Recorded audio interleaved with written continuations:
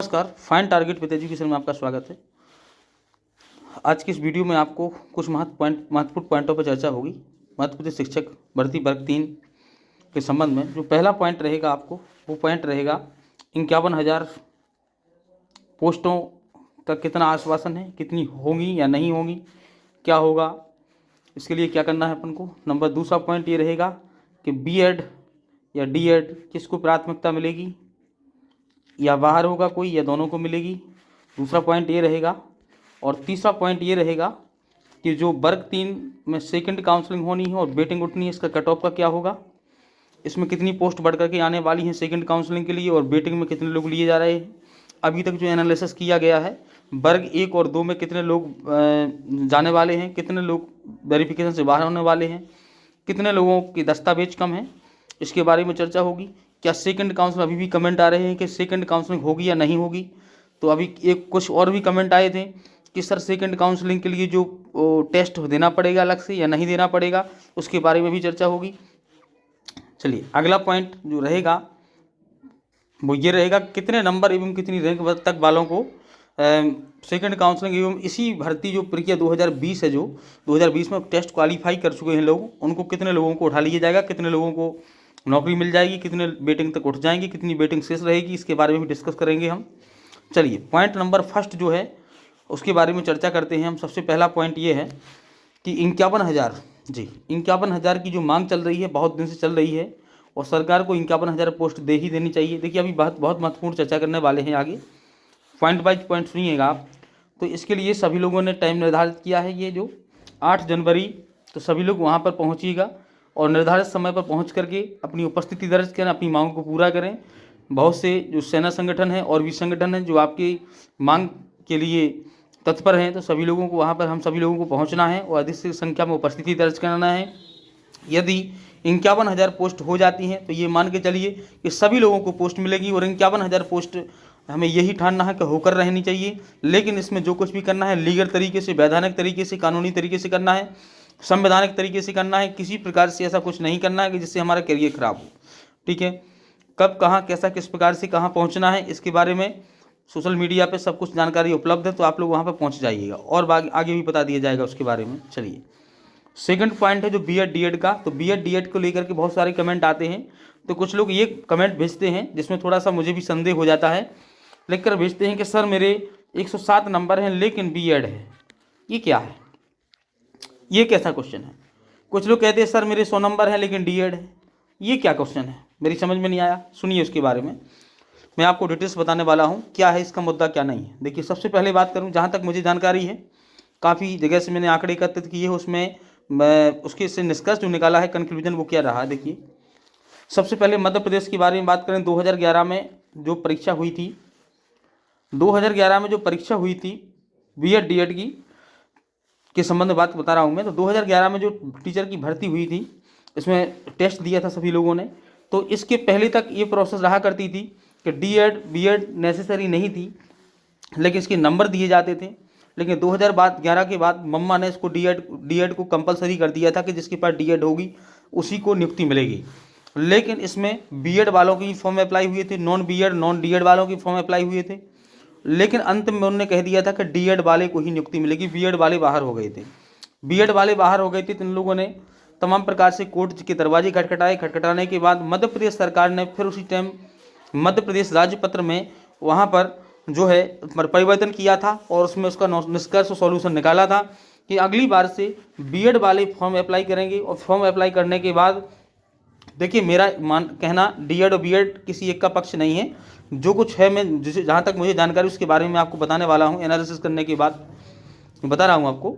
देखिए, तो सबसे मेन बात ये रही कि बीएड वालों को नियुक्ति तो दी जाएगी, लेकिन यदि वो अगली बार से किसी प्रकार से यदि परीक्षा में पास हो जाते हैं, नंबर अच्छे लाते हैं, तो उनको 2 वर्ष के अंदर 6 वर्ष का ब्रिज कोर्स करना होगा। ठीक है, उनको ब्रिज कोर्स करने के बाद ही उनको लिया जाएगा। और यदि 2 वर्ष के अंदर ब्रिज कोर्स नहीं करते हैं तो उनकी नियुक्ति के संबंध में विचार किया जाएगा, या फिर उनकी नियुक्ति यदि नहीं करते हैं तो उनको रखना है या उनकी नियुक्ति को रद्द करना है, उसके बारे में विचार किया जाएगा। इस संबंध में बताया गया था। ठीक है, इसके बाद फिर होता क्या है, उत्तर प्रदेश में एग्जाम होता है, यहाँ की राजपत्र में चेंजिंग हो जाती है। उत्तर प्रदेश में परीक्षा होती है। उत्तर प्रदेश में परीक्षा होने के बाद 2012 में परीक्षा होती है। 2012 में बीएड वालों को बाहर कर दिया जाता है, बीएड वाले बाहर हो जाते हैं।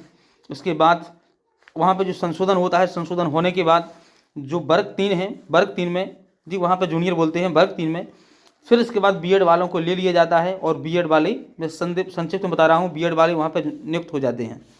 इसके बाद बात करें हम बिहार की, तो बिहार में क्या होता है, बिहार में यही मुद्दा चलता है।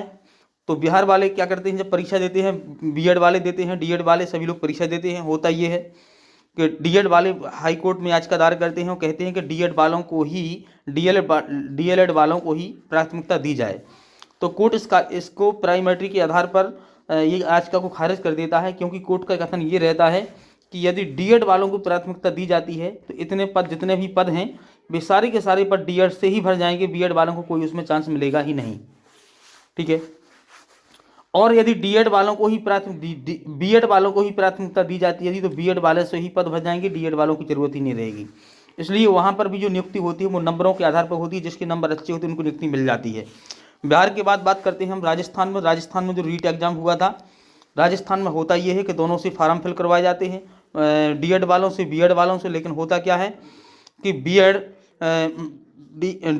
बीएड वालों को बाहर कर दिया जाता है। बीएड वाले क्या करते हैं कि याचिका दायर करते हैं हाई कोर्ट में। याचिका दायर करने के बाद वहाँ पर उनकी याचिका को खारिज कर दिया जाता है और बोल दिया जाता है कि आपको बीएड वालों को नियुक्ति नहीं मिलेगी। ये मामला पहुँच जाता है कहाँ पर, सुप्रीम कोर्ट, और सुप्रीम कोर्ट में ये मामला चल रहा है।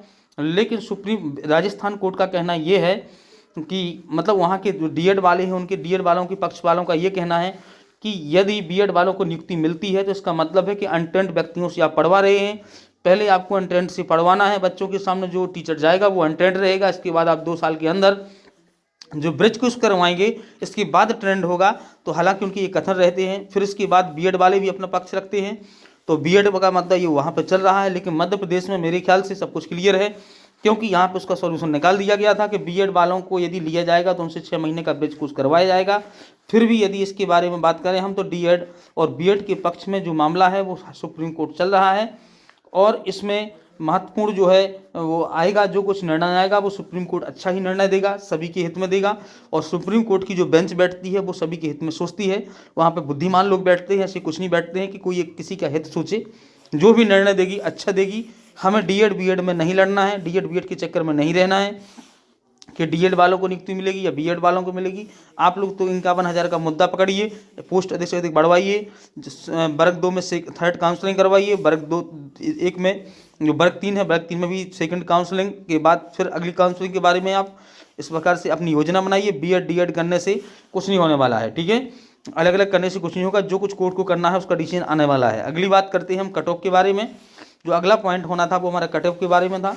तो मैं आपको बता दूं कि बेटिंग जो है, मैं रोज़ एनालिसिस करता हूं, लोगों से पता कर रहा हूं कि कितने लोग वर्ग 2 में जाएंगे, कितने लोग वेरिफिकेशन से क्या है क्या नहीं, किस प्रकार से हुए हैं, पहले किस में बाहर किया है, किस में नहीं किया है, तो उसके बारे में भी चर्चा करूंगा। पहले मैं आपको बता दूं, जो लोग क्वेश्चन कर रहे हैं, मैं आपको बता चुका हूं, पहले भी वीडियो बना चुका हूं उसके बारे में, कि इसमें स्पष्ट लगाया कि 2020 में आह पाए गए अभ्यर्थियों की से स्कूल शिक्षा विभाग के अंतर्गत 2022-23 में 23-24 में लोक सेवकों से निर्मित उद्भूत होने वाली रिक्तियों की पूर्ति की जानी है। इस हेतु आगामी सत्र वर्ष 2023-24 के लिए विभाग द्वारा 7500 पदों पर प्राथमिक शिक्षकों की भर्ती की कार्रवाई की जाएगी। इस हेतु पद पूर्ति की प्रक्रिया मार्च 2023 से प्रारंभ की जाएगी। जनजातीय कार्य विभाग द्वारा रिक्तियां उपलब्ध कराए जाने पर संयुक्त काउंसलिंग की जाएगी। पदों की संख्या में कमी अथवा वृद्धि की जा सकती है। देखिए, ये संयुक्त काउंसलिंग होना है, ज्वाइंट काउंसलिंग होना है। कब होना है ज्वाइंट काउंसलिंग?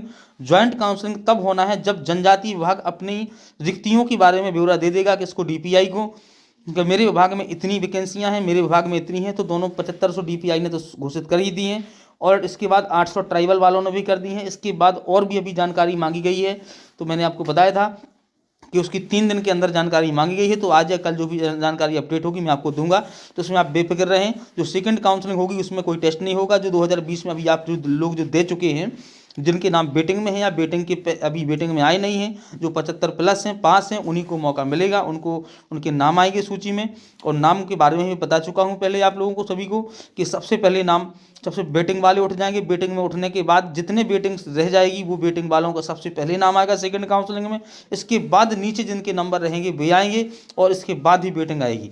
तो इस प्रकार से ये आपका टेस्ट नहीं होना है, इन्हीं के द्वारा भर्ती की जाएगी। सेकंड काउंसलिंग 100% है, ये मैंने आदेश नहीं जारी किया है, ये DPI की तरफ से ही जारी किया गया था। और जी, तो इस प्रकार से अब यदि बात करें हम कट ऑफ के बारे में, तो मैं पहले से बता चुका हूँ कि दिन पे आप भी कमेंट, आप लोग भी पता लगाइए, लगाने के बाद मैं तो पता लगा ही रहा हूँ। तो बहुत सारे ऐसे लोग मिल रहे हैं जो वर्ग 2 में बहुत अच्छे नंबर प्राप्त कर चुके हैं, वर्ग 1 में भी प्राप्त कर चुके, वर्ग 3 में भी उनके नंबर हैं। और मैं बता ही चुका था आपको कि 100+ लोग हो चुके हैं मेरे सर्कल में, इससे ज़्यादा तो वैसे सोशल मीडिया के थ्रू भी जानकारी लगाई जा रही है, कई ग्रुप बनाए हुए हैं ऑलरेडी। मैं ऑफलाइन कोचिंग संस्थान चलाता हूं, ऑनलाइन तो चलाता ही हूं, तो इसके थ्रू पता लगाया जा रहा है। कई जो बच्चे वर्ग 2 में चयन हुए थे मेरे कोचिंग संस्थान से, उनके द्वारा भी, और भी रिलेशन और भी रिमित यार सभी के द्वारा, आप लोग भी रियल जानकारी कमेंट करके बताइएगा, इस ग्रुप पे बताइएगा, आप वीडियो के द्वारा जो कमेंट डालिएगा उसमें बताइएगा कि मेरे मिथ की ऐसा है, कुछ भी है जो रियलिटी है वो बताइएगा आप। तो बहुत से लोग हैं जो वर्ग 2 में और 1 में जाने वाले हैं। मैं आपको बता ही चुका हूँ कि इसमें कम से कम 10,000+ लोग वर्ग 2 में चले गए हैं। तो 10,000+ लोगों में से हम तो बात कर रहे हैं 4200 वेटिंग है। तो 4200 उठना कोई बड़ी बात नहीं है, बहुत छोटी बात है। अगर 10,000 लोग चले गए तो 4200 की बात की जा रही है, तो 4200 भी वेटिंग उठ सकती है, टोटल वेटिंग उठाई जा सकती है। लेकिन कम से कम मान के चल रही तो 2-3 हज़ार वेटिंग तो कम से कम हर हालत में उठेगी, उठेगी, पक्का उठेगी। और 2-3 हज़ार वेटिंग उठेगी तो निश्चित 350-400 तक की वेटिंग उठ जाएगी और निश्चित रूप से उनका सिलेक्शन हो जाएगा। ठीक है, तो इस प्रकार से और आप लोग पॉजिटिव रहें, धैर्य रखें, मेहनत आपने की है, आपकी गलती नहीं है, नंबर आपके बहुत अच्छे आए हैं, आप लोगों ने नंबर अच्छे हासिल किए हैं। बस पोस्ट की कमी होने के कारण आप लोग थोड़ा संदेह में, टेंशन में, तनाव मत लीजिए।